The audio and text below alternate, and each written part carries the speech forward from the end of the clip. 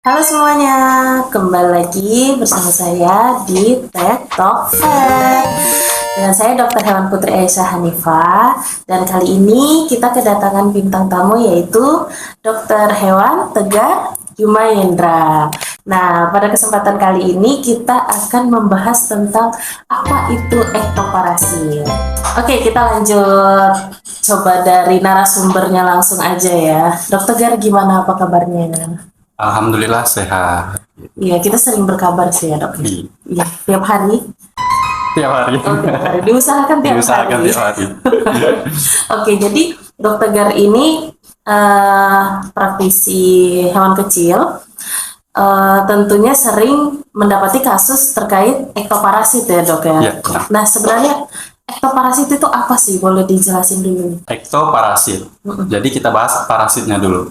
Parasit itu adalah organisme yang hidup atau menumpang hidup pada organisme lain, mencuri nutrisi dan menyebabkan kerugian terhadap inangnya gitu.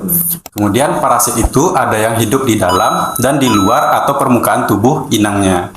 Yang di dalam tubuh inang kita sebut dengan endoparasit, dan yang di luar tubuh atau permukaan tubuh inangnya kita sebut ektoparasit dok gitu. Jadi ektoparasit adalah jenis parasit yang hidup atau menumpang hidup di luar atau permukaan tubuh inangnya yang memberikan dampak atau kerugian terhadap inangnya tersebut begitu. Terhadap yang dia tumpangi. Iya benar sekali. Nah, kalau di pet animal sendiri dok, biasanya dokter sering menemukan ektoparasit jenis apa? Oke, jadi untuk jenis ektoparasit pada anjing dan kucing itu ada fleas, mite, tick, dan lice. Nah, itu istilah bahasa Inggrisnya. Kalau di Indonesia kan semua artinya kutu dok. Tapi bisa kita spesifikasikan untuk fleas atau kutu loncat atau disebut juga dengan pinjal, itu bentuknya pipih dan dia termasuk kelas insekta atau serangga berkaki 6. Di mana kaki belakangnya itu lebih panjang seperti jangkrik yang berfungsi untuk meloncat. Oleh karena itu disebut dengan kutu loncat. Kurang lebih bentuknya itu seperti ini. Kemudian yang kedua itu mite atau tungau, ermite, kutu telinga, dan yang juga sebenarnya juga tungau. Dia merupakan serangga berkaki 8 atau arachnida. Ukurannya mikroskopis yang tidak bisa dilihat dengan mata langsung, tetapi perlu mikroskop gitu. Kurang lebih bentukannya seperti ini. Lihat, dia bergerak-gerak lucu kan? Selanjutnya, yang ketiga, yaitu tick atau caplak. Caplak itu sendiri juga termasuk arachnida, yaitu serangga berkaki 8, hanya saja ukurannya justru lebih besar dibanding ektoparasit yang lainnya. Kurang lebih bentuknya seperti ini. Kemudian lice atau kutu bulu atau fur mite itu merupakan insekta atau serangga berkaki 6. Dia biasanya hinggap di bagian batang bulu atau batang rambut. Ukurannya kecil tetapi masih bisa dilihat dengan mata telanjang dengan fokus yang lebih tajam. Seperti ini. Seperti itu. Jadi dari 4 jenis ektoparasit ini yang paling sering menyerang kucing dan anjing. Nah, seberapa sering dokter menemukan kasus ektoparasit ini selama dokter berpraktek? Sebenarnya cukup sering untuk kasus ektoparasit ini, dan yang paling sering itu kalau bisa diurut itu dari yang tertinggi adalah fleas atau kutu pinjal pada kucing.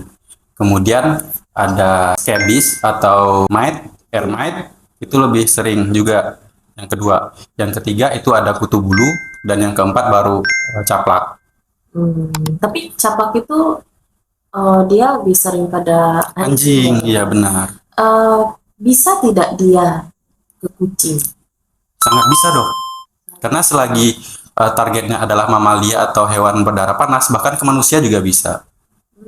Gitu. Tapi memang jarang kita menemukan pet owner yang memelihara anjing dan kucing ya dalam suatu tempat. Makanya jarang kucing ini tertular caplak dari si anjing. Walau tidak menutup kemungkinan caplak itu juga bisa terkena ke babi tadi kan, ke kerbau. Jadi dok, kalau untuk si caplak ini dari spesiesnya memang banyak yang berasal dari anjing. Tidak ada yang khusus spesies yang menyerang kucing, tetapi tetap bisa menyerang pada kucing seperti Ixodes dan Ripicephalus. Itu semuanya spesies yang menyerang anjing, tetapi juga bisa menyerang hewan berdarah panas lainnya. Gitu.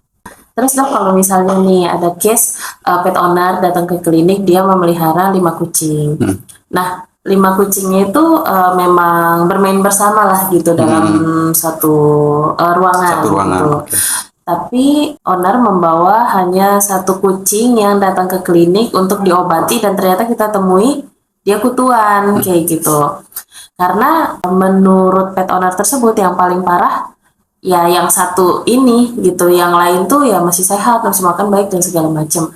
Nah, baiknya kita obati yang 1 itu saja, kemudian dipisah ruangan, atau yang lainnya juga perlu kita lakukan pengecekan, pengobatan, atau gimana dok baiknya? Oke. Untuk kasus tersebut, misalkan ada 5 ekor kucing atau bahkan 2 atau lebih atau seberapa pun lah dalam satu ruangan, sebaiknya jika ada indikasi kutuan 1 ekor saja, sebaiknya semuanya diberikan begitu. Karena kutu itu sendiri kan dapat bergerak. Ketika dia merasa tidak nyaman di inang pertama karena sudah diobati, diberikan obat tetes kutu atau sejenisnya, maka dia akan berpindah tempat begitu mencari inang yang baru, yang paling dekat ya yang ada di rumah begitu. Pun ketika dia yang 1 ini sembuh, yang 4-nya bisa terjangkit begitu. Ketika yang keempatnya sembuh, yang pertama diobatin juga bisa terjangkit lagi karena dia akan selalu berpindah-pindah dan siklusnya akan terus berulang jika tidak dituntaskan atau tidak diobati sekaligus gitu. Berarti mungkin yang pertama ini diobati, tapi yang lainnya tetap bisa dibantu diberikan tetes kutu dan segala macamnya dok. Sebagai preventif. Ya, untuk preventif sendiri dari si tetes kutu ini baiknya berapa kali sih dok dalam setahun? Kalau dalam setahun, kali 6 bulan sih, berarti dalam setahun itu bisa 2 kali. Bisa 2 sampai 3 kali lah. Untuk preventif ya. Ya, untuk preventif. Nah, ini nih dok, ada yang sering nanya nih, apakah benar kucing yang tidak pernah keluar rumah tidak akan kutuan? Tidak benar, kalau menurut saya. Karena untuk beberapa jenis ektoparasit, ada yang siklus hidupnya itu pada fase bertelur, larva, dan nimfa itu berada di luar emang. Kemudian mencari inang di sekitar. Oke, kita kucingnya di rumah. Mengisolasi kucing di rumah itu dapat meminimalisir, tapi tidak menutup kemungkinan akan tertular juga atau terinfeksi juga terhadap investasi kutu ini. Karena kutu itu bergerak. Jadi penularan kutu tidak selalu berkontak langsung dengan kucing yang terinfeksi atau invasi. Tetapi kutu itu sendiri bisa berpindah, meloncat melalui pakaian atau lingkungan sekitar, tempat mainnya, atau bahkan dari manusia itu sendiri. Mungkin dari dokternya nih misalnya dari kebun, metik cabai gitu. Ternyata di situ ada kutunya yang udah mateng atau udah dewasa, loncat nggak sengaja masuk ke sepatu. Nanti di rumah kutunya bakal berpindah-pindah lokasi mencari inang, kemudian ketemulah itu kucing yang ngumpet di rumah, akhirnya terkena juga. Makanya yang namanya tindakan preventif itu tetap harus meskipun kucingnya selalu di rumah, tetes kutu yang disarankan 2 kali setahun itu tetap harus dilakukan sebagai tindakan preventif. Saya juga dulu pernah magang di sebuah klinik milik seorang profesor, dan beliau sampaikan bahwa beliau pernah membaca jurnal yang namanya kutu atau caplak itu bahkan bisa bertahan hidup lebih dari 5 bulan tanpa makanan. Nah, jadi make sense tuh yang dokter bilang, mungkin kutu itu dari luar selama mendapat inangnya dari masa hidup dia itu selama 5-8 bulan itu dia masih bertahan hidup gitu loh. Akhirnya pas dia menemukan perantaranya, si orang tadi itu bisa bawa, dia nempel di situ, bisa bawa ke kucingnya kayak gitu. Jadi makanya sebenarnya sanitasi dari kita juga diperlukan ya dok ya, kalau memang kita punya pet di rumah gitu. Jadi untuk pencegahan itu sebenarnya bukan hanya di kucingnya saja yang dijaga kebersihannya, tetapi juga lingkungan dan ownernya sendiri. Nah dok, sebenarnya bagaimana sih siklus hidup ektoparasit. Oke.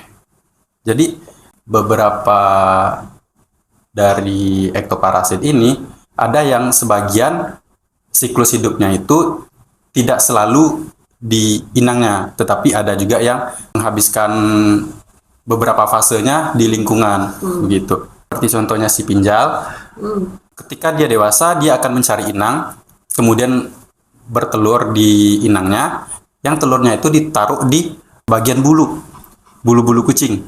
Nah, sebagian telur itu nanti akan terjatuh di lingkungan. Kemudian fase seterusnya seperti menetas, menjadi larva, menjadi nimfa, mereka akan hidup di lingkungan sampai menjadi kutu dewasa lagi, kemudian mencari inang yang baru, begitu. Dan siklusnya akan berulang seperti itu lagi, begitu. Dan ada juga sebagian kutu yang masih di bulu kucingnya, maka dia akan meneruskan siklus hidupnya di inang itu. Berarti kutu itu selama dia kayak masih jadi telur Ya, sampai menetas segala macam, dia tidak membutuhkan suplai nutrisi tambahan ya dari si iya. induknya ya. Jadi dok, kutu itu termasuk hewan hematofagus, mengkonsumsi darah. Hanya saja pada fase dewasa. Jadi pada fase larva atau nimfa, makanannya bisa saja kayak sisa-sisa metabolisme dari hewan lain. Atau sisa-sisa metabolisme dari kutu dewasa, begitu.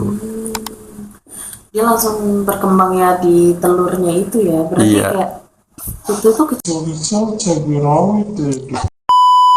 Jadi kalau yang untuk kutu pinjal itu siklus hidupnya dari telur menetas itu membutuhkan waktu hingga 5 hari dok. Cepet ya. 5 hari. Nah, setelah 5 hari dia menjadi larva, kemudian berubah menjadi nimfa, kemudian menjadi kokun. Kelompok metamorfosis sebelum menjadi kutu dewasa itu membutuhkan waktu lagi 7 hari. Jadi total perubahannya itu ya bisa kurang lebih dari telur sampai menetas itu sekitar 15 hari begitu dok. Kemudian kalau yang untuk mait atau tungau, tungau telinga, tungau kulit, itu memang 100% siklus hidupnya itu dihabiskan di inangnya. Dan itu juga memakan waktu kurang lebih 10-15 hari. Dari telur, menjadi larva, menjadi nimfa, sampai menjadi tungau dewasa. Semua fase itu dilakukan di tubuh inang. Semua aktivitasnya di tubuh inang. Gitu dok. Kalau si tungau. si skabies itu. Iya, baik itu skabies, Sarcoptes skabies ataupun yang Otodectes. Kalau si yang kutu loncat tadi, kalaupun tidak di tubuh inang dia tetap bisa berkembang. Iya, ada fase yang dimana dia tuh masih bisa mandiri. Tapi kalau tungau, dia 100% siklus hidupnya itu bergantung pada inang gitu. Kemudian kalau yang untuk tik atau caplak, ketika kutu dewasa sudah kenyang makan darah, kemudian dia mau bertelur, dia akan jatuh ke tanah. Kemudian telurnya ditaruh di tanah. Sampai dia menjadi larva, nimfa, dan menjadi caplak dewasa. Caplak dewasa akan memanjat ranting atau dedaunan, kemudian akan mencari inang yang baru. Gitu. Jadi, pet owner perlu waspada dengan daerah-daerah atau lingkungan main di semak belukar, rumput-rumputan, atau daerah-daerah yang kotor gitu. Karena rawan ektoparasit itu. Karena tadi ya, Dok? ektoparasit sebagian dari ektoparasit ada yang hidupnya emang di lingkungan. Kutu ini sekali bertelur itu berapa banyak? Apakah cuma sekali bertelur satu gitu? Atau berapa banyak nih? Oh, untuk jumlahnya sebenarnya bisa ratusan atau ribuan dok. Tapi lebih akuratnya sih saya kurang tahu. Tapi sekitar itu bisa. Pokoknya bisa lebih dari 100 atau ribuan, bisa sampai ribuan. Tapi walaupun misalnya kayak yang hidup cuma sampai netas tuh 70%, 50%, nah, 50%, tapi tetap banyak juga tetap dong. banyak dong. Apalagi kalau sampai stay di tubuh hewan itu dalam jumlah yang banyak, Masif, hiperpopulasi. bisa dibayangkan itu. Jadi bukan nggak ada dok, tapi kasus seperti itu justru ada dan banyak juga gitu. Sebenarnya ya kita tidak harus sampai overpopulasi si kutu itu baru kita bawa ke vet ya dok ya. Ya. Misal katakanlah populasinya juga ya sedikit lah, nggak banyak, kutu itu satu kali lapangan pandang belum tentu kelihatan seperti itu. Apakah itu tetap berbahaya dok? Boleh dijelasin nggak? Tetap berbahaya dok, karena meskipun yang terlihat satu itu sudah cukup untuk mewakili kalau dia itu kutuan begitu. Bahaya dari ektoparasit itu sendiri secara umum itu yang pertama yang jelas dia menghisap darah karena dia hematofagus dalam jumlah yang masif bisa saja menyebabkan hewan kita mengalami anemia begitu. Itu yang pertama. Yang kedua, gigitan dari kutu ini akan menimbulkan reaksi alergi atau radang seperti gatal, menggaruk, kemudian ruam-ruam, atau bahkan ada yang sampai menyebabkan lesi atau pelukaan begitu dong. Kemudian yang ketiga, dia itu beberapa ektoparasit itu justru bisa menularkan penyakit sebagai vektor. Dia bisa menularkan penyakit begitu dong. Seperti misalnya kayak si pinjal, dia bisa menjadi vektor dari cacing dipilidium atau cacing pita. Gitu. Jika dia terjilat oleh kucing, ketika kucing grooming, kemudian kutunya kejilat dan digigit, bisa saja dia tertular cacing juga. Gitu. Jadi kalau dia udah kutuan, bukan tidak mungkin kalau dia juga akan cacingan. Gitu. Kemudian kalau yang untuk si caplak, itu juga pada anjing bisa menyebabkan babesiosis. Dia sebagai vektor dari parasit darah babesia begitu. Dan nama penyakitnya babesiosis. Gitu. Oke.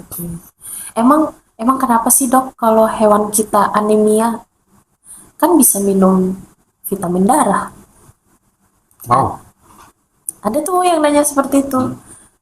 Misalnya kayak nanti aja deh pengobatan kutuannya gitu kan, belum terlalu parah juga gitu. Iya. Nanti bisa menyebabkan anemia. Emang kenapa sih kalau anemia gitu? Jadi kucing atau anjing dalam kondisi anemia, maka artinya suplai sel darah merah di dalam tubuhnya itu berkurang. Sementara kita tahu sel darah merah itu fungsinya banyak. Yang pertama, dia bisa menyalurkan oksigen dan nutrisi ke seluruh tubuh melalui hemoglobin ya dok ya. Iya, gitu. Kemudian jika misalkan kutunya terus ada dan kucingnya anemia terus, maka pasokan oksigen dan nutrisi yang disalurkan ke seluruh organ akan berkurang, tidak cukup, sehingga kucingnya bisa mengalami penurunan metabolisme, bahkan juga bisa sampai menyebabkan kejang yang dikenal dengan istilah tick paralysis begitu. Padahal karena kutuan ya dok ya. Receh tapi efeknya cukup bahaya dok. Besar, iya benar.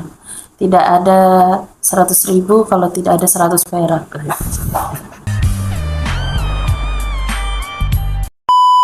Ya emang yang kecil itu ternyata dampaknya Sebesar. luar biasa ya dok ya. Karena tidak ada hemoglobin itu, kurangnya hemoglobin berkurang dari si volume darahnya itu mengakibatkan anemia, kurangnya pasokan oksigen ke dalam organ sehingga mengakibatkan gagal fungsi organ. Kalau nggak nyampe ke otak ya itu tadi bisa kejang dan lain sebagainya. Kutu sendiri bisa mengakibatkan sesak nafas juga karena kan pasokan darah dan nutrisi itu tidak sampai ke paru-paru segala macam. Ya banyaklah fungsi organ yang jadi terganggu seharusnya bagaimana dia bekerja gara-gara kutu gitu, gara-gara ektoparasit kecil ini. Oke, terkait dari bahaya atau resiko yang disebabkan oleh ektoparasit itu sendiri, secara umum tadi sudah kita bahas. Yang pertama tadi menyebabkan anemia ketika jumlahnya masif atau hiperpopulasi. Yang kedua, merespon reaksi alergi dan reaksi radang. Nah, ada yang saya notice dok dari dokter ngomong tadi terkait otot hematoma.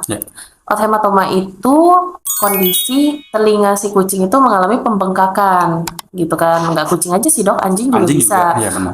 Jadi mengalami pembengkakan. Kalau pet owner sering ketemu kayak, ih kenapa nih kucing sama anjing saya kok telinganya bengkak kayak gitu.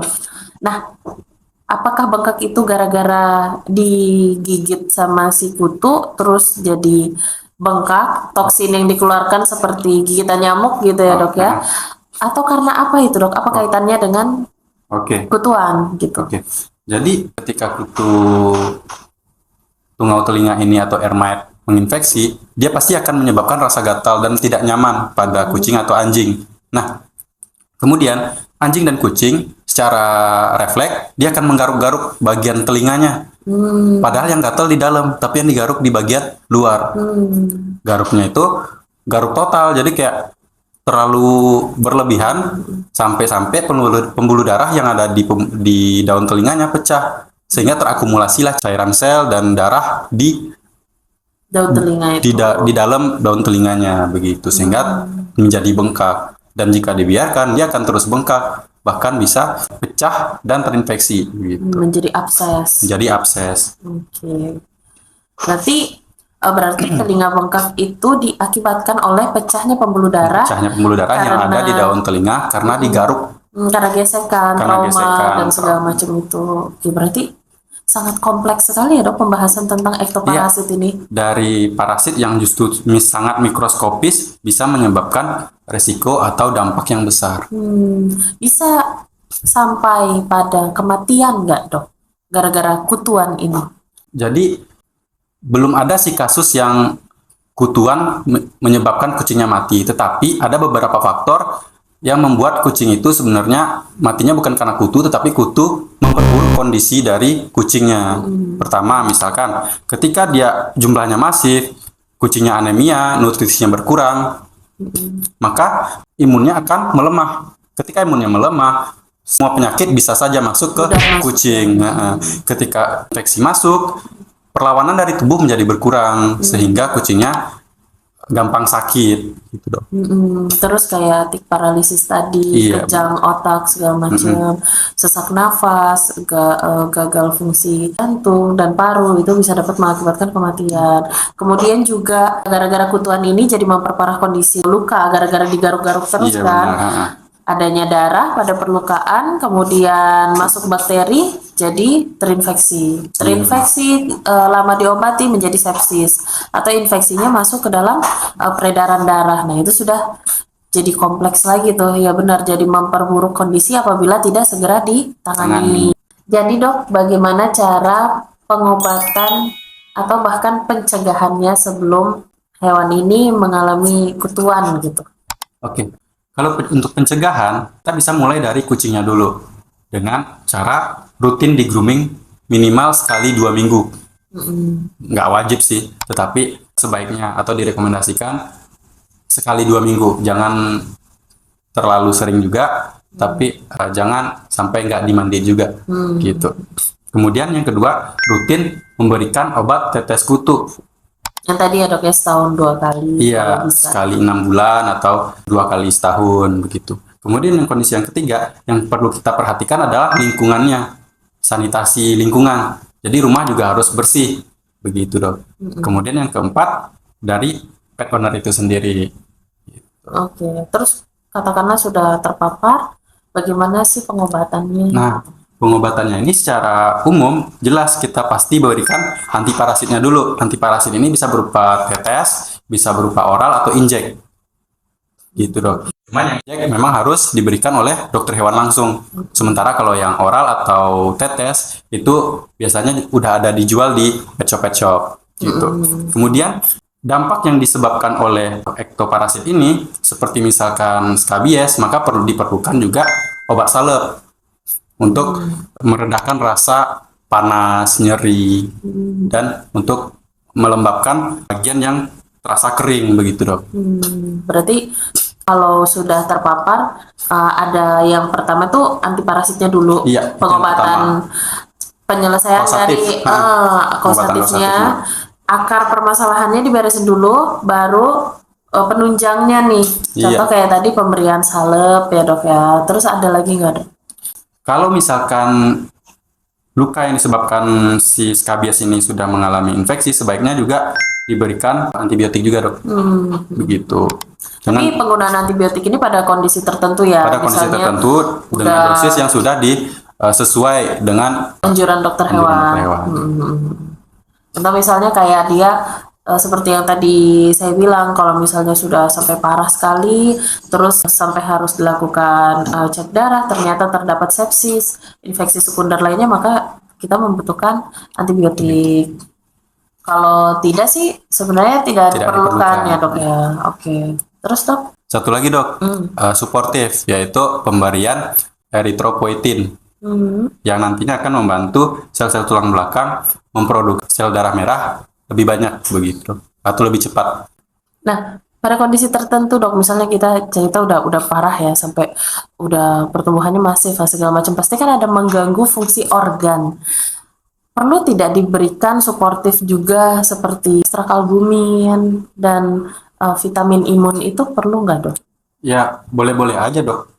Justru sebenarnya lebih bagus diberikan seperti ekstrakalbumin atau vitamin imun merek apapun yang vet recommendation, itu sebenarnya bagus-bagus saja untuk membentuk sistem imunnya lebih kebal, lebih kuat, atau setidaknya untuk mempercepat proses pemulihan, recovery-nya begitu dok.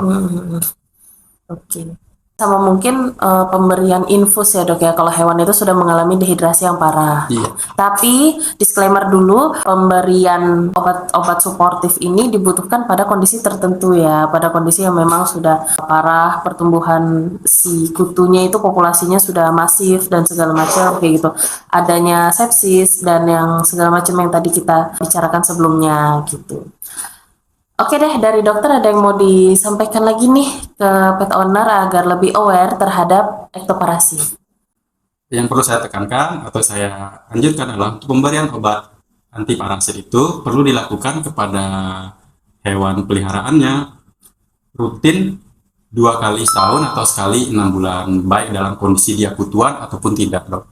Itu aja sih. Sebagai preventif, Preventif, ya. benar. Sama menjaga kebersihan lingkungan hewan Iya. kita, because healthy pet is healthy you. Healthy you is healthy pet. Healthy me. Oh ya, oke. Oke dok, terima kasih dok Tegar waktunya. Terima kasih juga buat teman-teman yang sudah menonton. Jangan lupa like, comment, share, dan subscribe. Dadah semua. Untuk ketika maksud jadi panjang gini. Oh, yang gini. Oke, 1, 2, 3. Ulang dong. Oke. Jadi bukan nggak ada.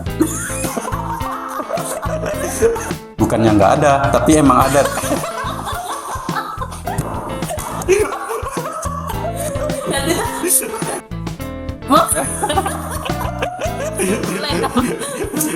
Ya, lanjut aja sih dok.